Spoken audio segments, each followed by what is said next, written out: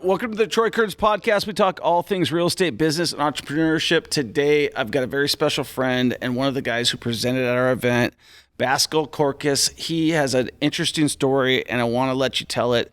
Tell us where you're from. Tell us what brought you here, like to the United States. I know that's where I want to start. Awesome. So I'm from Syria. I'm Aramaic, so we were like the first people that converted to Christianity back 2,000 years ago. So it was a minority in a country that didn't have many opportunities. So my father left when I was I was just born. Right. And he went to America, spent 3 years getting himself situated. And then when I was 3, my mom, myself, and my sister came to New Jersey. And I grew up in this area, Prospect Park, Paterson, New Jersey, which is like a Middle Eastern ghetto. And that's where my childhood was. So you grew up in New Jersey. When did you leave New Jersey? I was about 11. Okay. And then I moved to Florida, where I've basically lived since. And now I call home. I love it. I live in the Tampa Bay area. Right. It's just beautiful. That's awesome. And what got you fascinated? So you're kind of living the American dream because, and probably because you came from something else, right? Like a lot of people who are here, they don't see what the opportunities are, but you came from a place where Christians are persecuted and where it's very violent. A lot of people leave there, right? Yeah. It's, a lot of times when you're growing up and you're going through hardship, it's, you go through this why. Right. This why. And you can, when you grow past that point and you've gotten to a sense of freedom and you can then see, okay, I've gotten through such a difficult thing. Right. That's actually motivational to be able to continue moving. Right. And so it becomes those things that held you back. Once you able to get to, say, a normal state where you're kind of where everybody else is. Right. That was the hardest part. Mm-hmm. As what did they say? The first million is the hardest million. Right. After that, it gets easier. So when you're coming from like a negative and, low income neighborhood, rough, and you're moving to a middle class neighborhood, you're like, wow. It's actually easier now to move from middle to upper. Right. Because you're just used to scrounging. And it's like your story. Yeah. You came up with nothing. So it's easy for you to hustle and keep growing and keep going and keep going when everyone else can just get lazy or sedentary. Yeah, I think work ethic is probably, I see your stuff and you're always, and I took we have a lot of commonalities that we don't even know about. Like I'm watching, I'm like, you start with the end in mind. With everything that you do, you pay for the cost up front, and you know that the returns are going to be good if you do that. Like I was looking at you putting your Ethernet cables in, and you're putting your USB. I thought I was the only one that did USB-C ports in there, because like you said, you're providing value, and it might be a $15 plug, but it's going to save you a lot of headaches, or it's going to help somebody else, and it's just a nice upsell. Tell me about what you invest in, and because I know that you just spoke, but a lot of people who are listening to this right now may not have heard that speech. Mm-hmm. So my investment model is buying downtown core, secondary, and tertiary markets. And we buy multifamily properties, we buy restaurants, we buy medical offices, we buy everything, because the building is not what we're buying. The reality is we're buying the dirt. Right. In my mind, it's a covered land play. Right. Where eventually one day I can bulldoze the building and put something else better there. I can always convert the property to something else. Maybe I won't bulldoze the building, but I'll do a full gut reno and I'll change the use of the building. The location is most important. Right. And it's once you are in the business long enough, you understand location. Right. That's where wealth is. When you say tertiary, for people who don't know what that word means, can you break that down for them? Yeah. So let's say you're in a major metro. Right. And the primary city, let's say we're in Austin, Texas. So we're not buying in Austin, downtown Austin. It can be very expensive. During economic cycles, the ups and downs are more violent. Yeah. You feel them more. You're buying in the 1 hour surrounding. Right. Okay. Another city that is a major metro, but it's smaller than Austin. Right. But it's close. It's an hour drive. Great. And you're buying in that downtown. And that's where everybody, when they want to leave Austin and kind of just get a little bit more space, and you want to have kids and raise your kids, right. You leave Austin, you go to this another major city, and you're in that downtown. And you hang out there on the weekends. Would you call that the suburbs? You can call it, I don't call it the suburbs because I live in the suburbs. Okay. In Tampa. Which is north. Wesley Chapel? It's about 45 minutes from Wesley Chapel. Okay. So that's a suburb. I'm investing in the downtown core of, say, Tarpon. I live in Tarpon Springs. Okay. Which is North Pinellas. But there's a downtown core Tarpon Springs. Right. So I don't live in the suburbs of I live in the suburbs of Tarpon, but I don't invest there. I buy in the downtown core, where I believe that says the best upside. Right. And you can get the highest rents for Airbnbs and your short-term and long-term rentals. You have the downtown market, so you can redevelop the building. There's all these opportunities for you to do more than just a single-family home. Because with a single-family home, the value of the property is attached to the tenant's income. Because with the tenant's income going up, rents can go up. But if you're in a downtown core, you can repurpose that building into a real estate office, into a lawyer's office, a medical office, into Airbnb, short-term rentals. If you're in the suburbs, you're probably in a deed-restricted community, and you can't do short-term rentals. Right. So you're very limited on what you could do with your dirt. I don't like being limited. No, me either. And that's why I like my financial freedom. So I don't want to be limited on my assets. I don't want to be limited on my decisions. And that's how I kind of grew into this business model. So I wanted to interrupt you in this podcast and just take a quick moment to tell you two things. Number one, we do this for free for you. I haven't made a nickel on social media at all. I'm doing this to provide you enough value. So all I'm asking for you to do is share it and give us a 5-star review. It'll totally help us out, and I really appreciate it. The other thing, if you want more free resources like our free Facebook group, it's Millionaire Mentorship Real Estate Investing on Facebook. All you gotta do is join it. It's free. It doesn't cost anything, and there's lots of resources there, and we'll definitely give you those for free, no charge. Here's the other thing. If you're serious about investing in real estate and you're ready to take action, I have a program. No matter where you're at in your real estate journey, I can help you out. I don't care if you've got 5 houses, 10 houses, no houses, 100 houses. I've got something that I can share with you that's going to make you a lot of money. And if you want to become financially free and you're brand new to real estate investing, this is the absolute thing you want to do. And here's the thing. What I've learned from most of my students right now is that it's not just an investing program. It's a mindset program. We're going to change the way you think about money. If you want to start investing, make sure you schedule a call with me and my team, and let's get the ball rolling. Guess what else? If you are like, man, I don't got the time and I make tons of money, I just enjoy listening to what you're gonna say, that's cool too.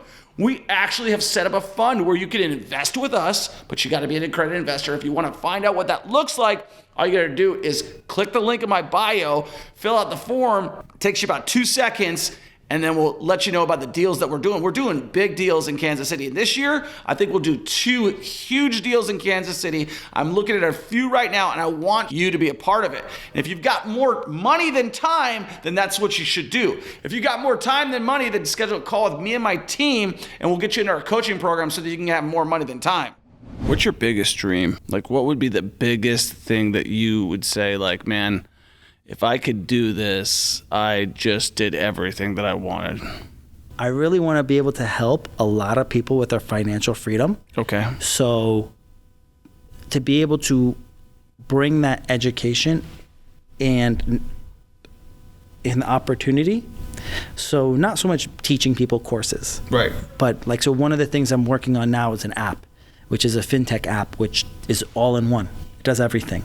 And it educates you and it explains to you what you're doing and how you can make decisions to improve your decision making, right, to increase your probability to have financial freedom.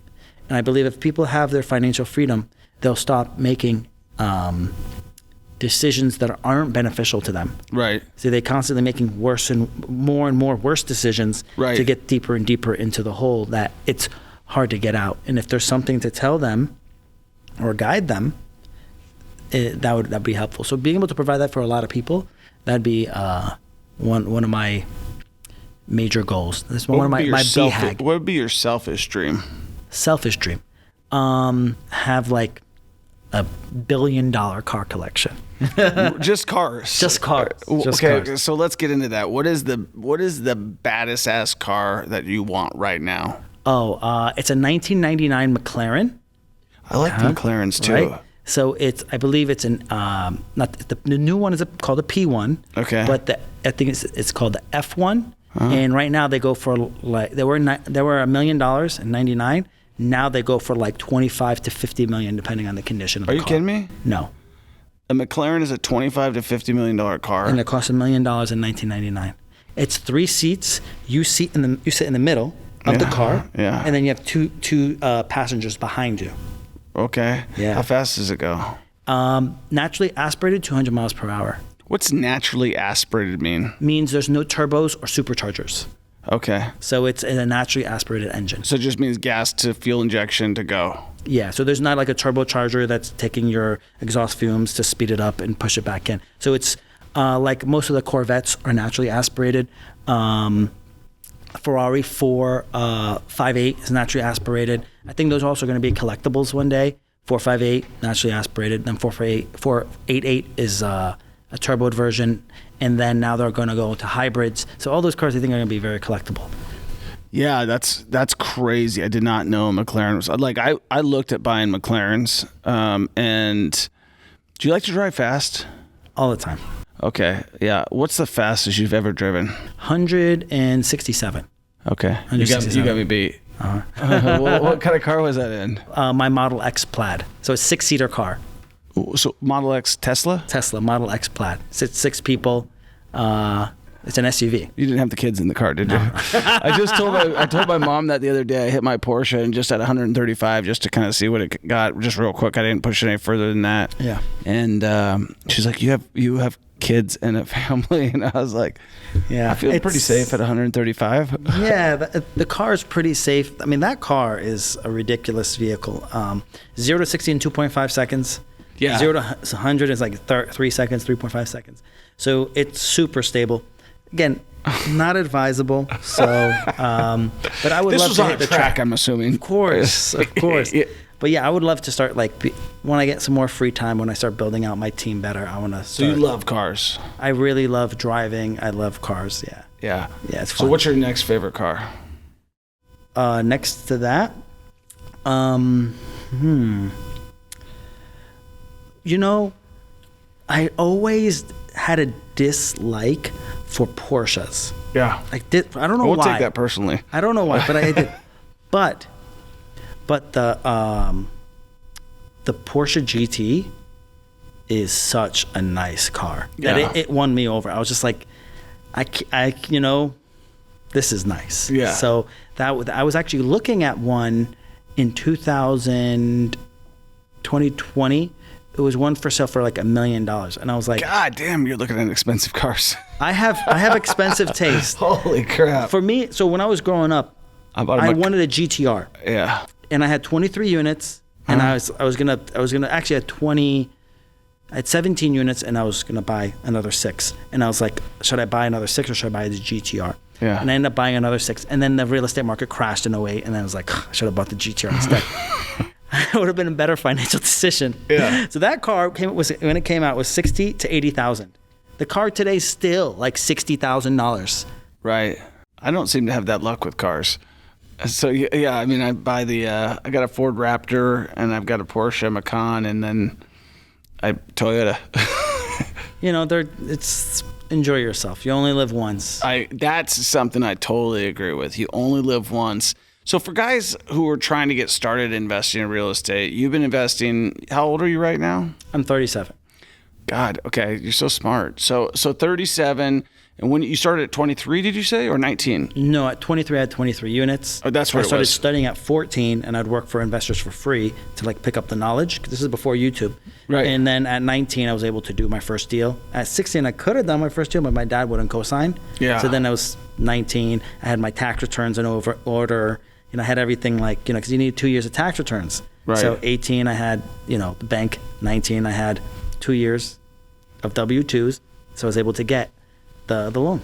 So if someone's brand new and they're trying to get started, and knowing all the lessons that you've learned through the process of, how many units do you have right now?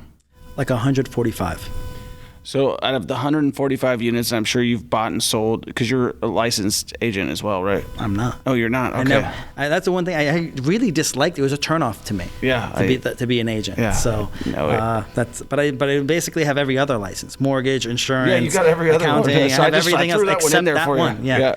And actually working on a title company. So that is a big business. That's a big money maker right there. Yeah. Title companies, you need 12 deals to pay for all your overhead. A year, right? No, per month. You can do it less than that. Well, the guys I talk to here locally, to pay for like a full-time title person and full-time this person, like a title and a processor, it was like 12 deals a month would make you break even in terms of like just an average transaction. And then, pay for... they're probably thinking about, because they have to pay overhead for an office. Yeah. I already own the offices. Right. So that overhead for an office and internet and cable and blah, blah, blah, blah, blah, I don't have any of those overheads. Yeah, I just need one person. And what does a title company even do? They just order payoffs. They order payoffs and they do background searches and such. And other than that, they really don't do anything. They don't do anything. No, they don't really. It's the silent money that's passing across the table that everybody's like, oh, well, that's your escrow fee, and that's your this fee, and that's your this fee, and that's your title. Yeah. Title insurance is usually like $150. Yeah. So the benefit that I'm providing to our clients is that we're going to have a lawyer in-house. Wow. The lawyer is going to be doing all the docs. So say you do a deal, and the lawyers already did the title work. So then by the time, say something comes up, the lawyer already knows your deal. So it'll be easier to get legal advice. So you've got funding in-house, accounting in-house, title company, lawyer in-house. What else? So we have an accounting firm, taxes, bookkeeping, payroll, insurance agency, home, auto, GL, commercial. Is it a broker? Or brokerage. So we work with multiple different people. Awesome. Then we have the mortgage company, brokerage as well. We broker our mortgage deals. And sometimes I'm not the best option. So I'll go to a private bank or a local bank that can give us more creative options. So I don't have to use me, right? I'm happy with going to someone else that can provide the best. And to be honest with you, I'd rather not have all those companies. Right. But I kind of got into those businesses because I couldn't find someone to perform to the level that I was looking for. Right. So we did it in-house. Because I'm like, how do I know more than my insurance agency? So which one do you plan on getting rid of? I really don't. The accounting firm is the most labor intensive. Right. Because, when you're hiring a professional accountant that knows what they're doing, almost everything that I'm charging goes to the staff. There's so little money left over. And then when we're doing strategy calls, like people are like, oh, well, how come it's $1,000 for the hour? I'm like, because I'm the only person that can actually structure your business in the right way that you're going to be tax smart, and then be able to set it up so you're getting enough income that's passive, so you can have passive real estate investments counteract the losses from the passive real estate, counteract the passive income while you're running an active business. Because there's certain ways you can structure that to work out that way. So would you say your business is more of a real estate investor with a couple side businesses? Yeah, you hit it on the head. My main goal is to make my rental properties, my investment portfolio, the most profitable. And because I couldn't find other people to do the auxiliary things, we did it in-house, and we taught our staff what we're looking for, what we want them to do. How many people are working for you right now? Direct staff, probably around 20, and then subcontractors, probably like 50.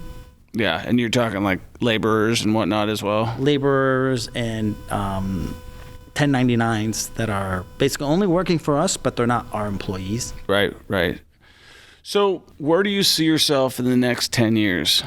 Like Troy Kearns, right? Oh, owning whatever, dude. Skyscrapers in downtown, right? Dude, that bill on the empty. You don't want. You got to get it stabilized first. But no, it was pretty cool. But it won't be cool until it's producing income. Yeah, I agree with you, because people are like, yeah, they're gonna celebrate. You're gonna pop bottles now that you bought that building. I was like, no. No. I still have to I have to stabilize it. I have to do the full gut reno. Then I have to rent it out. So I'll celebrate in 2 years when I do my cash out refi and it's stabilized and I got my money back. Yeah, that's funny. That's what I put on my time clock too. 2 years to get it stabilized. And, hopefully it goes less than that. Hopefully it doesn't go any more than that. But yeah, something like that. Those legacy plays where you do something, you were like, oh, I started with this house in Renton, Washington, a condo in Renton, Washington, and now I'm buying this stuff. It's just, progression, right? Yeah. You're not doing the same thing that you were doing before. So yeah, that's cool. I'd love to see you do something. I'll be down there in Florida with you. And so we'll be pretty close. I'll be probably at that point in time having season tickets to the Miami Dolphins, I imagine. Is your team Tampa? Yeah, of course. Okay. What do you think about Brady? I think he's a good player. What else is there to think about him, right? Yeah, no, but he retired. He did, I think, third time he retired. Is it the third time? Yeah, he retired when he left New England. Okay. Then he came to Florida and said we're going to do 1 or 2 years. Then he retired again, and then he stayed on for the third time, for the third year in Florida, and that was just basically, I think, the third time he retired. Do you think he's coming back? It's really hard when you are a top performer to stop performing in some aspect. Right.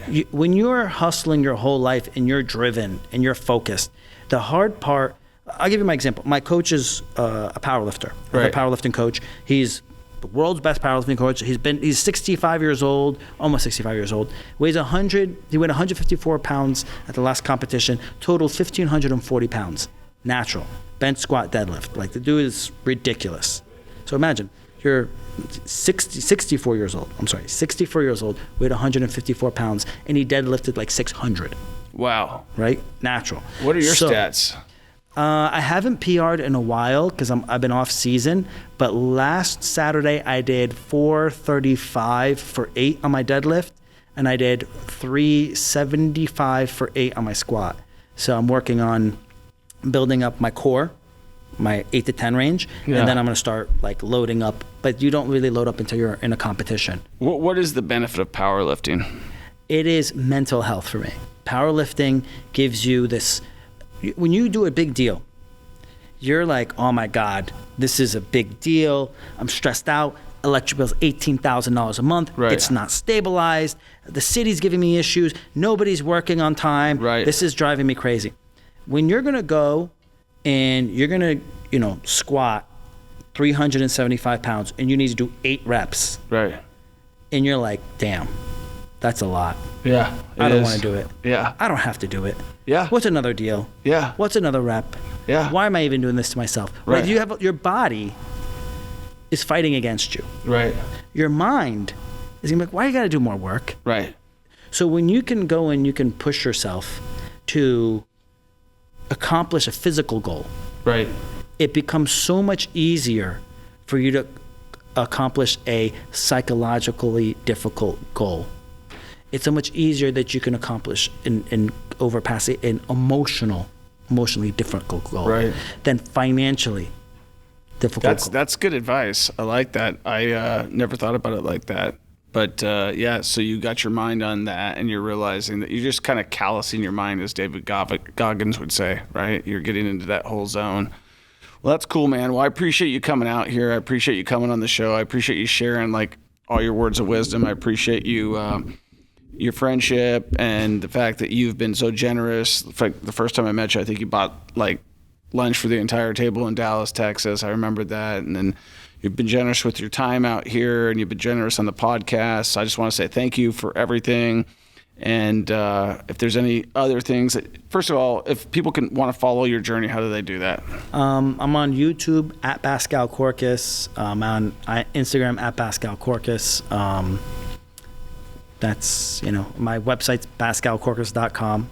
There's not too many people with that name. Yeah, it was I had to fight for the website. So, Also, I also have one Instagram account. So if you see a lot of people copying me, there's only one. Right. Yeah. Right now they're gonna have now they get the blue check mark without having to rig the system. Yeah. You don't have to pay $10,000 for it anymore. Now it's $8 a month. Thank God. All right, man. Appreciate you coming on the show. We'll check out on the next one. Peace. Are you interested in investing in real estate, but you don't feel like you got the time to take a coaching program. I get it, right? You're busy, you're making money, and that's okay, but you want to invest with me because you're like, Troy, I like what you do. I see what you're doing. You're a real deal. Yes, I am. I'm an average Joe. I worked at Burger King. I worked at Red Robin. I started investing in real estate, and I started from absolutely nothing, and I will take you along with my journey, and you can get all the benefits, but you got to be an accredited investor. If you want to invest with me and you want to be a part of something great and you don't have the time, guess what? We're launching a fund that you can be a part of, but you got to be an accredited investor. And if you want to find out more about what that looks like, all you got to do is click the link and we'll show you exactly what that looks like. And guess what? If you're not an accredited investor, then you may down the road be an accredited investor. So definitely learn what that's all about, and we'll see you on the next one.